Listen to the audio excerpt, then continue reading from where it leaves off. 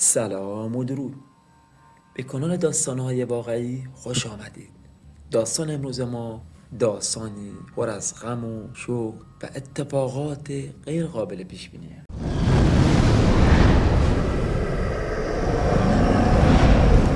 یکی از روزها در کشور مصر پسر جوانی به اسم محمود در دانشگاهی در قاهره درس می‌خواند. این پسر محمود عاشق دختر میشه. دختر اسمش سارا بود. سارا از خانواده خیلی ثروتمند و قدرتمندی بوده.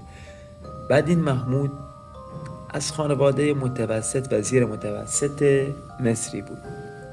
محمود عاشق دختره میشه.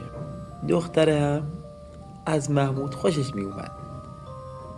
یکی از روزها از مدتها از گذشت رابطه بین محمود و سارا، محمود به سارا میگه میخوام بیام خواستگاریت، آیا میشه؟ میتونم بیام؟ الان یکی میاد میگه چرا گفت میتونم بیام.